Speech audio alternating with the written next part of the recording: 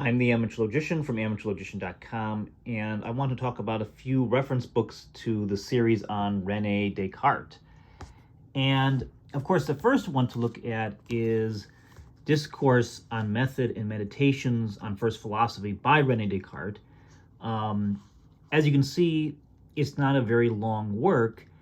And also, I should note, unlike other philosophy books, this is a relatively easy read.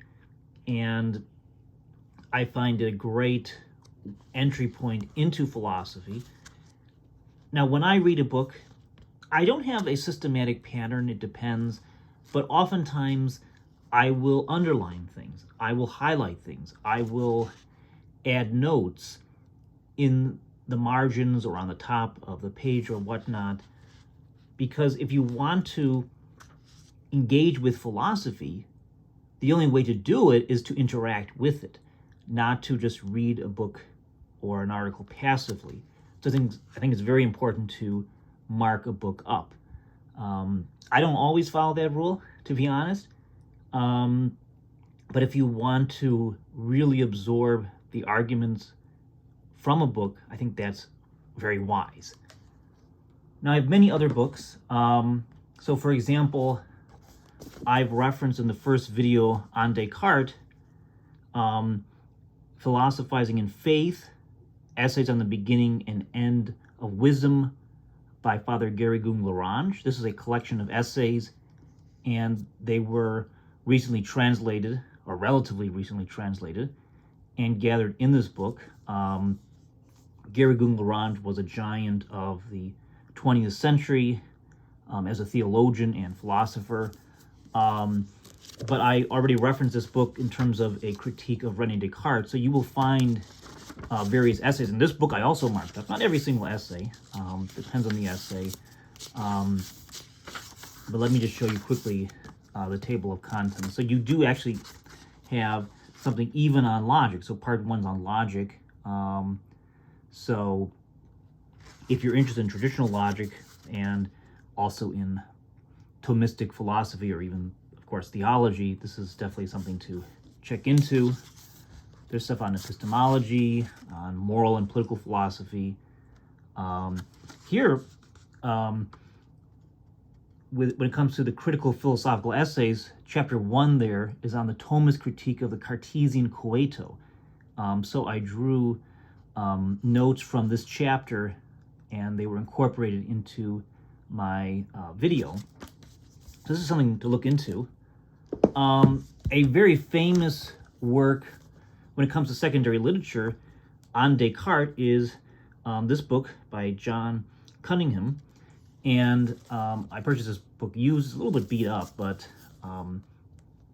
it's perfectly fine. And it's also a book I definitely marked up a lot, and I've utilized this book. I haven't referenced this book yet in the video series. Maybe I will, maybe I won't in future videos. But it's great to consult secondary literature. Now, like I said, Descartes is relatively easy to read, but secondary literature will still help you. And I highly encourage one to look into secondary literature as a guide to, as a backup when reading a philosophical text. So this is a pretty good book out there. Another one, much more obscure, but by a Thomist philosopher, and that's The Dream of Descartes by Jacques Maritain. I will be referencing this book for an example in the second video. There's another book to look into. I haven't marked this book up that much, but it's definitely something to look into. Jacques Maritain is not the easiest of reads. Maritain can be quite challenging at times, but this is one of his more readable books. I wouldn't consider this a good secondary source. I think this is probably the best go-to reference if you want a secondary book on Descartes. But if you want something from a Thomistic perspective and something that's going to think about Descartes in a larger context of philosophy, this is not a bad read. Another thing I will eventually reference is Methodological Realism, a handbook for beginning realists by Etienne Gilson, who was a great Thomist philosopher. It's a very short book, and you will see the difference, let's say, between, let's say, Descartes' method and a realist perspective in this book. It's not a hardcore defense of realism. You'll have to find other books for that, but it's still quite good and interesting, and there's a lot of insights in this book when it comes to epistemology and comparing different philosophies. So I definitely did mark this particular book up. Let me see if I can find something that's... See, he talks about Descartes, I mean, definitely. So I'm going to be referencing this book for sure in a future video. So he references great philosophers and critiques them. So there were a few surprises in this book, and I'll talk about that later in a future video, because I am going to be referencing this in a future, or on a future Descartes video. Another book by Etienne Gilson is The Unity of Philosophical Experience. So this is, again, it's going to place Descartes into a larger context when it comes to critiquing him. So this is a pretty popular book. And another thing to look into. So he talks about the Cartesian experiment, so Cartesian mathematics, spiritualism, idealism, and the breakdown of Cartesianism. Now, Cartesianism is bigger than just Rene Descartes the man, right? So we're thinking about, say, the implications of Rene Descartes' philosophy for good and for bad. Another reference book that I will utilize eventually, there's many, many books when it comes to the philosophy of mind, and to be honest, for whatever reason, philosophy of mind is not a particular interest of mine when it comes to the various subdivisions of philosophy. I'm more interested in logic and ontology or metaphysics and political philosophy and so forth. Philosophy of mind is way lower on the list for me. I'm more interested also in epistemology, but this is a very famous book by Thomas Nagel, who is definitely an agnostic. Mind and Cosmos, Why the Materialist Neo-Darwinian Conception of Nature is Almost Certainly Wrong, or certainly false, excuse me.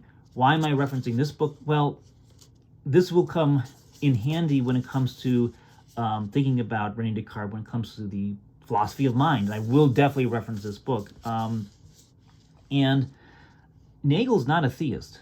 He's not religious at all, but he finds the modern paradigm when it comes to mind as almost certainly false. So also one of the things about this book is that you will see that, hey, some kind of Aristotelian viewpoint has to be correct on final causality or teleology, and a purely materialistic conception of the mind doesn't seem to be right. And this kind of reductionism to, hey, we can just explain things in evolutionary terms also is highly dubious. Another book that I'm going to reference actually in the next main video on Descartes, this is a monster, and this is partly because of just how this book was printed. It's Principles of Natural Theology by George Hayward Joyce, and I'm going to be referencing this book. I've marked some of it up, some of it I haven't. The print quality is not the greatest, at least in my copy. It's an old, out of copyright book by a Thomist philosopher. So it's a so-called neo-scholastic textbook, or so-called manual. George Hayward Joyce also wrote the great book Principles of Logic, which is one of my favorite books in all of logic, actually. But this is also a very good book, and he has a lot of insights when it comes to arguments for God's existence, logical arguments for God's existence that I haven't seen presented quite the way he does. So it's quite good. And one of the things about reading Descartes is that really central to Descartes' project is to say, hey, God exists. And because God exists, we can, at least as a rule, trust our sense perception and trust that there's an external world and so on and so forth. So a lot hinges on trying to demonstrate God's existence. Now, someone like George Hayward Joyce is going to be very critical of Descartes' way to do that. and so am I, by the way. I think there are very good arguments for the existence of God, but I don't personally find Descartes' arguments quite convincing, and we're going to look into those. Very shortly, I will post my video on Descartes when it comes to his arguments for the existence of God and how it fits into the context of his philosophy. Now, I am the Amateur Logician from amateurlogician.com. If you enjoy this type of material, please consider giving this video a like. Also, please consider giving a comment. Type up a comment below. I would appreciate that. If you watch the entire video, let me know. It's nice to know that people do watch these videos, and I really appreciate that there are some of you out there who do. Thanks for watching, and be well.